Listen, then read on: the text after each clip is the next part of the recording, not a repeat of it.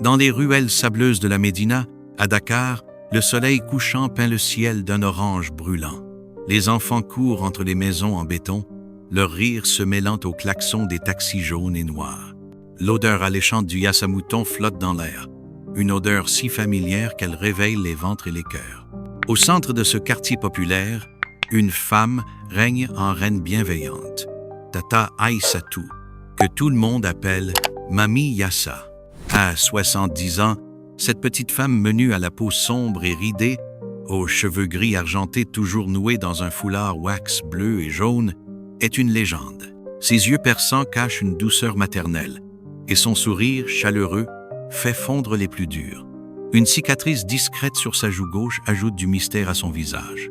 Chaque matin, elle sort de sa maison aux murs peints à la chaux, un grand portail en fer forgé toujours verrouillé, et distribue des assiettes fumantes de moutons en sauce yassa, gratuites pour tous.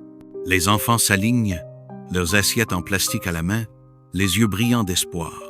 Les mères célibataires, les familles nombreuses, même les commerçants en difficulté, passent discrètement. Tata Aïssatou donne sans compter, ajoutant un morceau de viande supplémentaire pour les plus frêles, comme Moussa, un garçon de 12 ans à la peau brun clair, aux grands yeux noirs et à la cicatrice en étoile au-dessus de l'œil droit, toujours en uniforme scolaire trop grand. Mais il y a quelque chose d'étrange. Personne n'a jamais franchi le portail de Tata Aïssatou. L'intérieur, c'est pour mes prières. Le portail, c'est pour le partage, dit-elle en riant doucement, sa voix grave et mélodieuse. Les habitants respectent son intimité. Après tout, pourquoi douter d'une femme si généreuse? Elle ne cuisine que du mouton, jamais de poulet ni de poisson. Toujours ce yassa-mouton au goût si unique qu'on murmure qu'elle fut cuisinière pour un ministre. Les enfants l'appellent Mami Yassa, un surnom affectueux né de son plat signature. Mais certains détails troublent. Pas de livraison de viande, pas de congélateur visible, pas de visite au marché. D'où vient cette viande si fraîche, si abondante? Les questions restent en suspens, étouffées par la gratitude.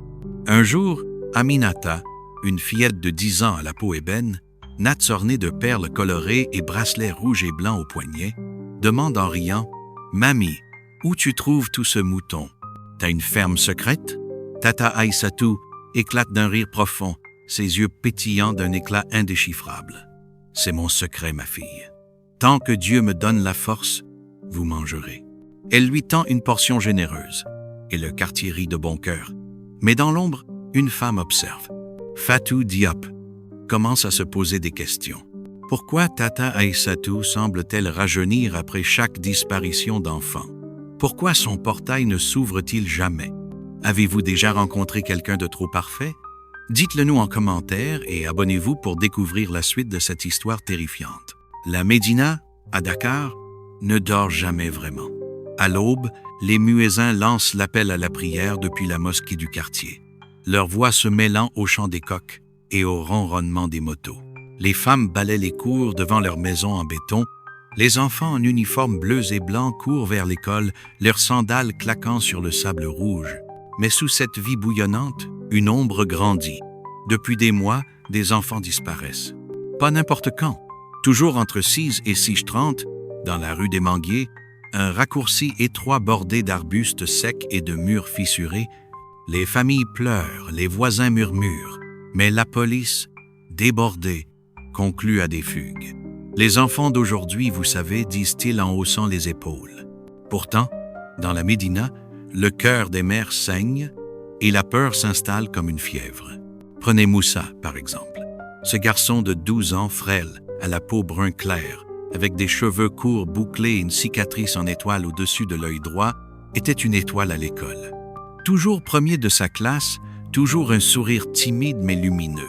Chaque matin, il empruntait la rue des Manguiers pour arriver tôt à l'école, son uniforme trop grand flottant sur ses épaules maigres. Un jeudi, alors que le soleil perçait à peine les nuages, Moussa n'est pas rentré.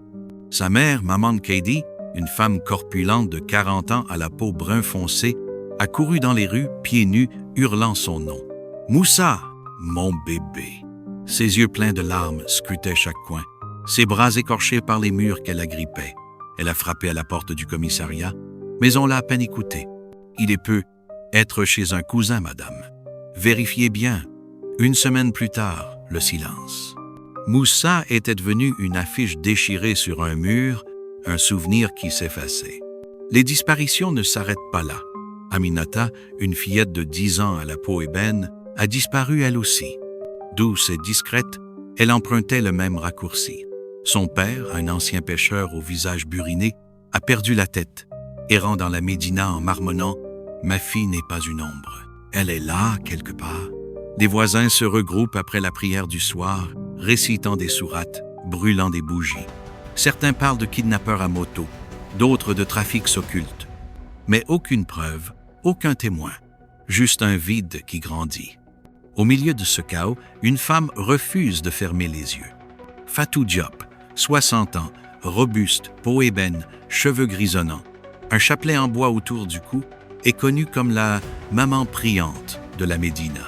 Toujours à la mosquée ou à l'église, un verset à la bouche, elle observe tout. Ses yeux perçants captent ce que les autres ignorent. Elle remarque un détail troublant.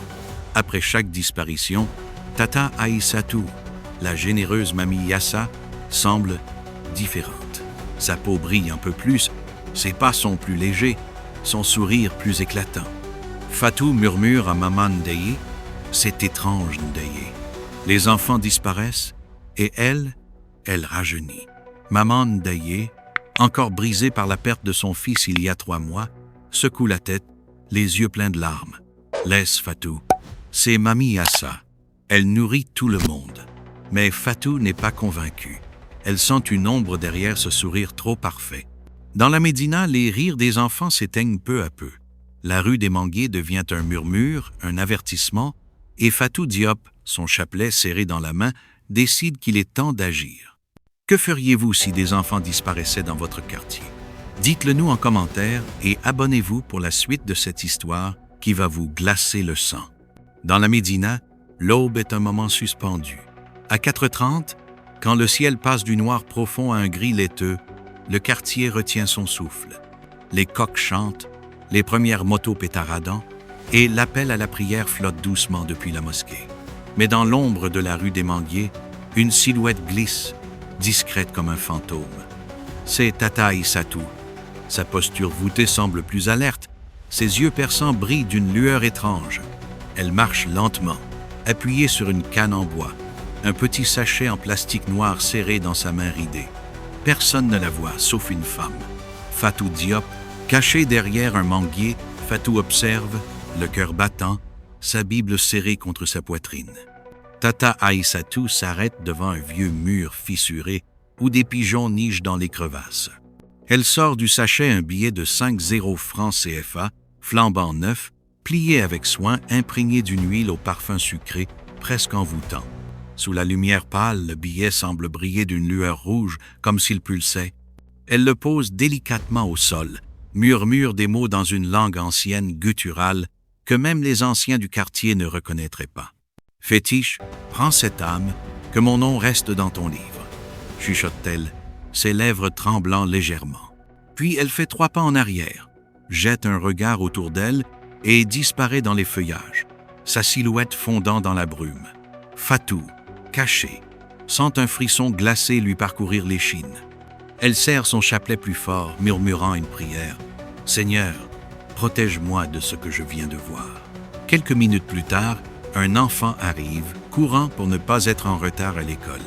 C'est Amadou, 10 ans, petit, chétif, peau sombre, cheveux rasés, yeux ronds et expressifs, son uniforme scolaire bleu et blanc, trop grand, ses sandales en plastique cassé claquant sur le sol. Il est pressé, son sac d'école rebondit sur son dos. Soudain, il s'arrête net. Le billet brille dans la poussière comme un trésor abandonné. Il regarde à gauche, à droite, hésite. C'est juste 50 francs. Personne ne verra, murmure-t-il, sa voix aiguë, tremblant d'excitation. Il s'agenouille, tend la main, et au moment où ses doigts effleurent le billet, un frisson violent secoue son corps. Ses yeux s'écarquillent, sa gorge se noue, un cri étouffé s'échappe. Sa peau se couvre de laine blanche, ses bras rétrécissent, ses jambes fléchissent. En 10 secondes, Amadou n'est plus un enfant. Il est un mouton, petit, maigre, aux yeux humains remplis de terreur, bêlant faiblement. Fatou, toujours caché, plaque une main sur sa bouche pour étouffer un cri, ses larmes coulant sur ses joues. Tata Aïssatou réapparaît, comme si elle n'était jamais loin. Ses yeux ne sont plus ceux d'une grand-mère. Ils sont froids, sombres, presque inhumains. Elle s'approche du mouton sans hâte, un foulard rouge à la main. « Tu as touché ce qui ne t'appartenait pas, mon petit » murmure-t-elle, sa voix douce mais glaçante. Elle attache le foulard autour du cou du mouton, murmure une prière sombre, puis le glisse dans un sac de jute renforcé. Elle le charge sur sa tête et disparaît par une petite porte derrière sa maison, cachée par des manguiers. Fatou, pétrifiée, tombe à genoux, son chapelet serré contre son cœur. « Ce n'est pas une grand-mère » murmure-t-elle la voix brisée. « C'est un monstre. » Avez-vous déjà vu quelque chose d'aussi flippant? Laissez vos réactions en commentaire et partagez cette vidéo pour découvrir ce que Fatou va faire face à ce cauchemar. La Médina s'éveille sous une chaleur pesante, mais l'ambiance n'est plus la même. Les rires des enfants se font plus rares. Les conversations s'étouffent en chuchotements. Depuis la disparition d'Amadou, le petit garçon chétif aux yeux ronds, la rue des Manguiers est devenue un lieu maudit, évité même par les plus courageux. Les mères serrent leurs enfants plus fort, les pères scrutent les ruelles avec méfiance. À la mosquée, après la prière du soir, les femmes se regroupent sous un baobab, leurs foulards wax brillant sous les lampadaires. Elles récitent des sourates, allument des bougies, mais leurs yeux trahissent une peur grandissante. Dans ce quartier où tout le monde se connaît, un secret semble ronger les murs. Fatou Diop est au centre de ces murmures. Ses yeux perçants ne manquent rien, et ce qu'elle a vu dans la rue des Manguiers, Amadou transformé en mouton, hante ses nuits. Fatou ne dort plus. Chaque nuit, elle s'assoit dans sa cour, sa Bible ouverte, récitant des psaumes à voix basse. Elle entend des bruits étranges venant de la maison de Tata Aïssatou. Des bêlements, faibles, presque humains, s'échappent de derrière le portail en fer forgé, orné de motifs géométriques sénégalais. Fatou a partagé son secret avec maman Ndeye, encore brisée par la perte de son fils il y a 3 mois. Ndeye, j'ai vu Amadou se transformer. Ce n'était pas un rêve. Tata Aïssatou cache quelque chose, murmure Fatou, sa voix grave tremblant d'urgence. Maman Ndeye secoue la tête, ses yeux pleins de larmes. C'est Mamie Yassa, Fatou. Elle nous nourrit tous les jours. Comment pourrait-elle? Mais le doute s'installe, comme une fissure dans un mur. Fatou décide d'agir. Elle frappe aux portes des voisines, formant un petit groupe de prière avec maman Kedi, toujours en deuil de son fils Moussa. Elles se réunissent chaque soir, comparant les dates des disparitions, les lieux, les comportements. Un motif émerge. Chaque fois qu'un enfant disparaît, Tata Aïssatou semble plus énergique, sa peau plus lisse, son sourire plus éclatant. C'est comme si elle se nourrissait de nos enfants, murmure une femme, vite réprimandée par les autres. Accuser Mamie Yassa? Impensable. Elle est la bonté incarnée, celle qui sert du yassa-mouton gratuit qui donne sans rien demander. Pourtant, Fatou insiste. Elle a entendu une voix d'enfant la nuit venant de la maison. Pas un cri, mais un psaume faible, brisé. « Seigneur, délivre-moi de mes ennemis. » Elle recule, glacée, son chapelet serré dans ses mains cailleuses. Le quartier commence à changer. Les enfants évitent la rue des Manguiers. Les mères surveillent leurs petits comme des faucons. Mais Tata Aïssatou continue, imperturbable, servant son yassa-mouton chaque matin, son sourire toujours aussi doux. Les habitants mangent, remerciant, mais certains commencent à hésiter. Et si Fatou avait raison? Et si la générosité de Mamie Yassa cachait un mal plus sombre? Le groupe de prière de Fatou grandit, discret mais déterminé. Elle veille, prie, observe. Une nuit, Maman Kedi, les yeux rougis par le chagrin, murmure « Si c'est vrai, Fatou, que Dieu nous donne la force de regarder l'horreur en face. » Fatou hoche la tête, son regard brûlant de résolution. Croyez-vous au signe divin? Dites-le nous en commentaire et abonnez-vous pour découvrir ce que Fatou va trouver dans l'ombre de Mamie Yassa. La Médina s'apprête à vibrer pour la fête de l'indépendance du Sénégal. Les rues sableuses s'animent de drapeaux verts, jaunes, rouges, et les haut-parleurs crachent des chansons de Youssou N'Dour.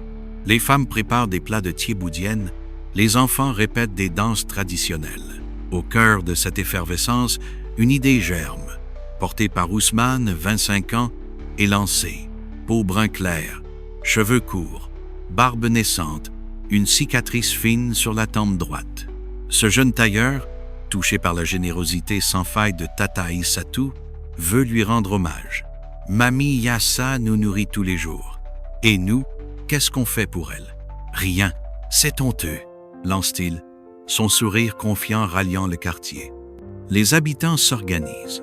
Les femmes achètent des pagnes wax flambant neufs. Les hommes proposent de repeindre le portail en fer forgé de Tata Aïssatou, orné de motifs géométriques sénégalais. Les enfants préparent une chorale. L'idée, entrer dans sa maison pendant qu'elle fait ses courses, décorer l'intérieur et l'accueillir avec des cadeaux. « Elle va pleurer de joie, notre mamie !» s'exclame une femme, une bassine de fleurs à la main. Fatou Diop, chapelet en bois autour du cou, écoute le plan depuis l'ombre d'un manguier.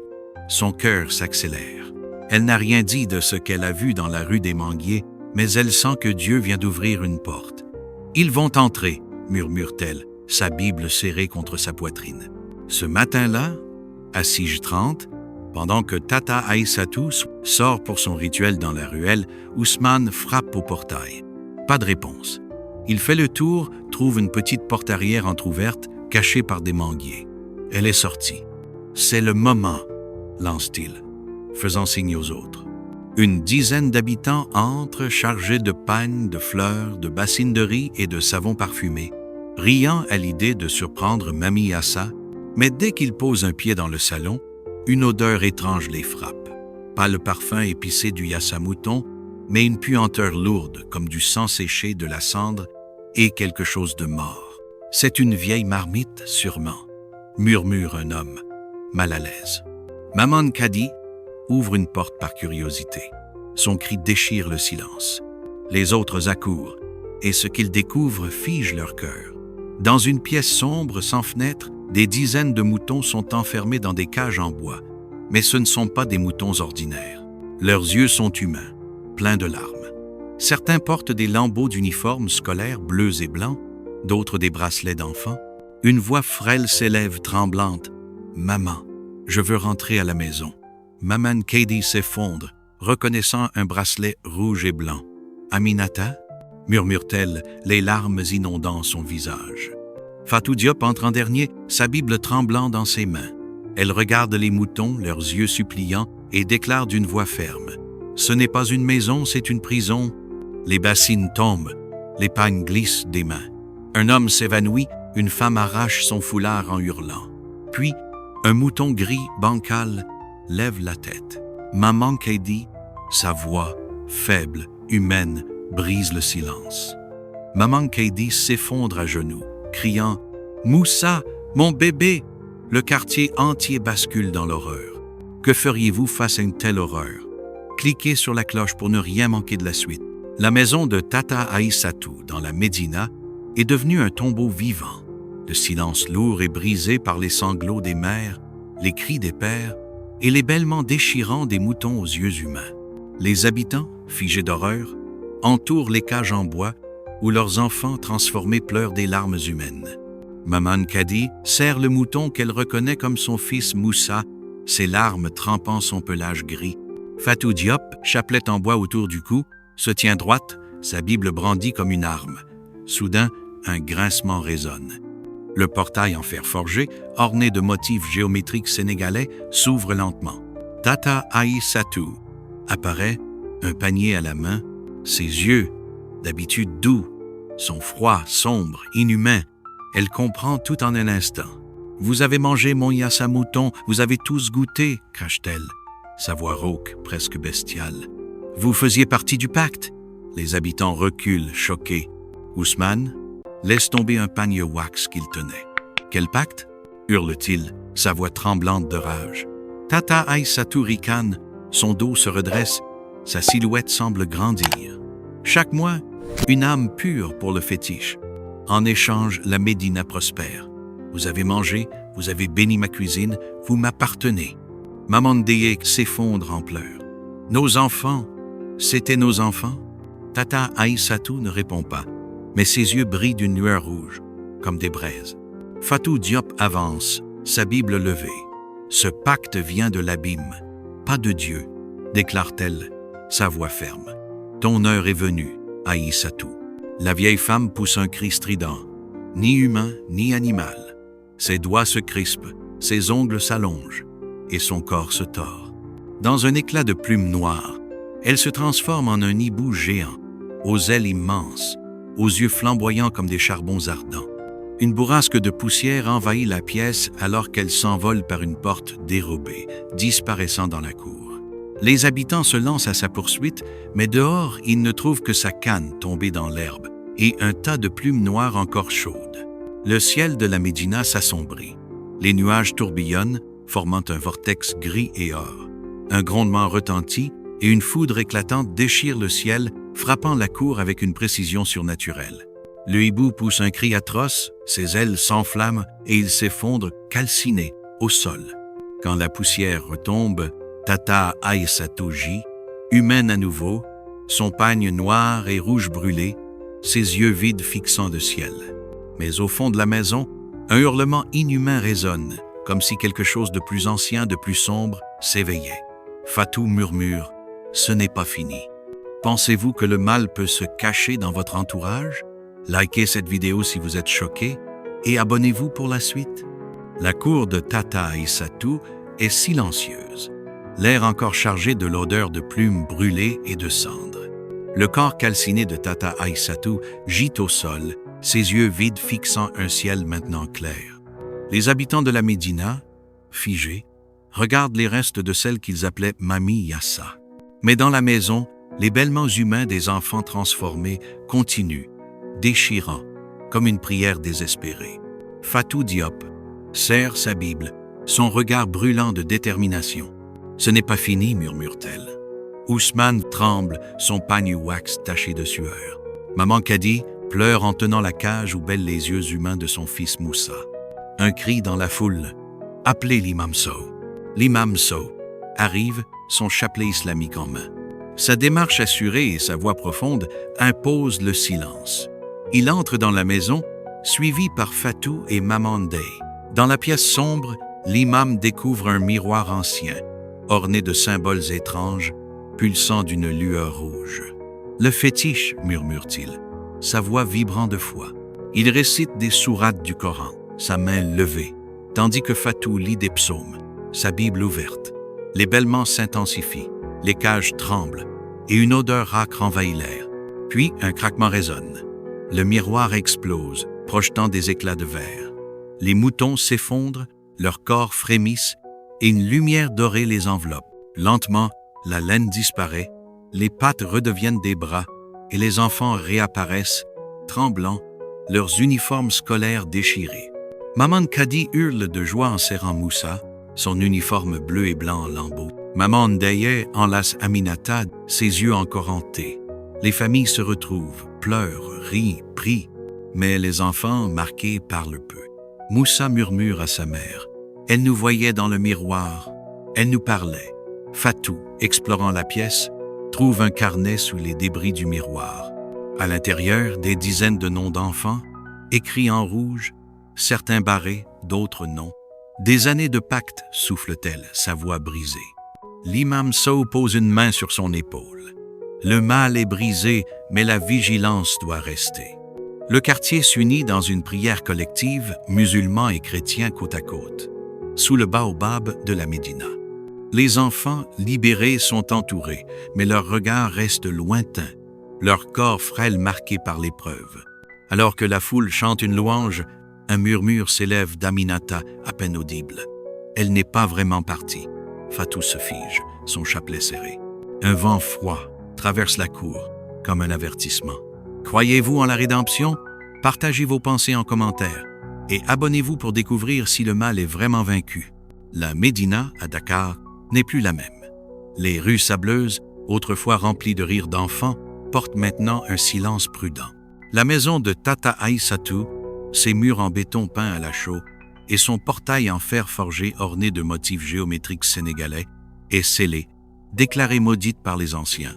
La rue des Manguiers, où le billet ensorcelé attirait les enfants est évité, ces arbustes secs arrachés, remplacés par un petit autel de prière où des bougies brûlent jour et nuit.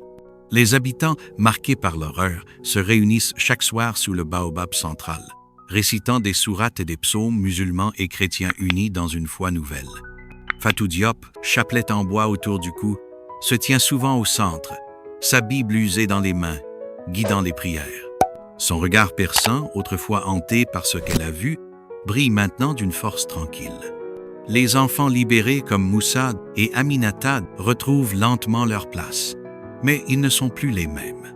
Moussa, autrefois vif et souriant, parle peu, ses yeux noirs fixant souvent le vide, comme s'il voyait encore le miroir maudit. Aminata, douce et chantante, sursaute au moindre bruit, serrant le bras de Maman Nedeye. Les mères, comme Maman Kadi, ne laissent plus leurs enfants seuls. Les écoles renforcent leur clôture. Les parents organisent des rondes nocturnes. Ousmane abandonne son projet de tailleur pour rejoindre les veilleurs, sa chemise wax tachée de sueur, son regard durci par la culpabilité d'avoir cru en Mami Yassa. L'imam Sow devient une figure centrale. Lors d'une prière communautaire, il s'adresse à la foule, sa voix profonde résonnant sous le baobab. Le mal se cache parfois dans un sourire. Tata Aïssatou nous a appris une leçon. La vigilance est notre bouclier, la foi notre lumière.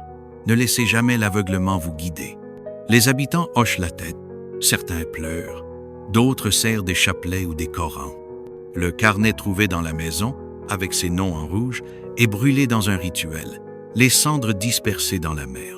Mais les mots d'Aminata, murmurés après la délivrance, « Elle n'est pas vraiment partie », hantent encore Fatou.